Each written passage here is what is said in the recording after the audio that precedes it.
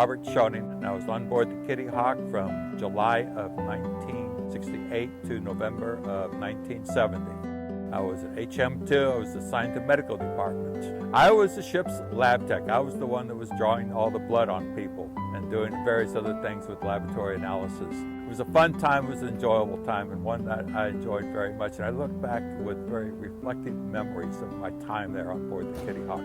So I joined the Navy, went to Hospital Corps School, and from there I was assigned to U.S. Naval Hospital, Yokosuka, Japan, where we worked on the Marines being wounded coming out of Vietnam. I actually was responsible for working the blood bank there, doing types and cross matches for the Marines that needed blood transfusions.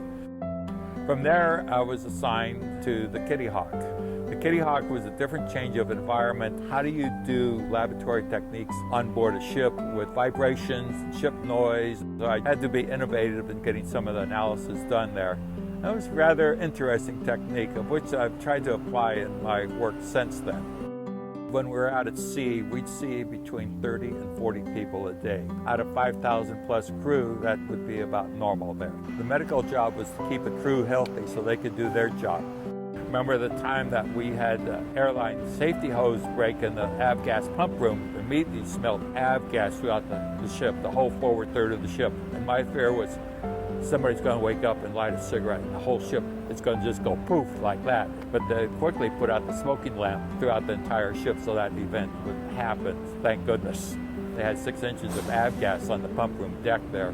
We had 3 deaths that night. That's a sad event, but that's part of life on board a carrier. Accidents happen, you have to be prepared for that.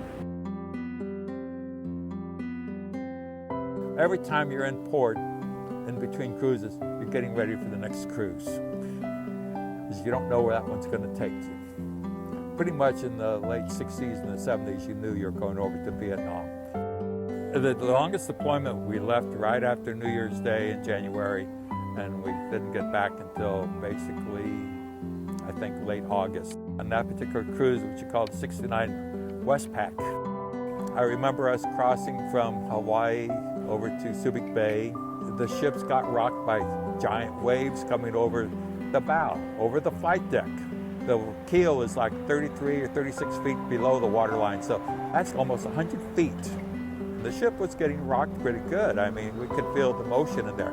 I'm not seasick, but there were some people that were subject to being seasick.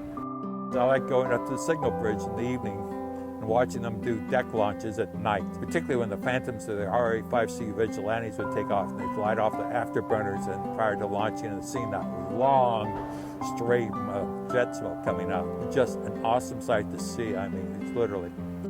Interesting thing about that transit from Pearl Harbor to Subic was we had pineapple for every meal that there was, fixed every which way you can fix pineapple. I got so sick of pineapple, I've never been able to eat pineapple since then. That sounds like a laughable thing, but you know, it's true. We had pineapple for every meal. 49 years. No other carrier can claim that particular distinction. It's the last of the truly conventional carriers here, and I'd like to see her preserved as a museum for future generation could see what we went through when we were in the Navy during the Vietnam War, what the ship was like, what its carrier life looked like. She's of an era that is no longer going to be around.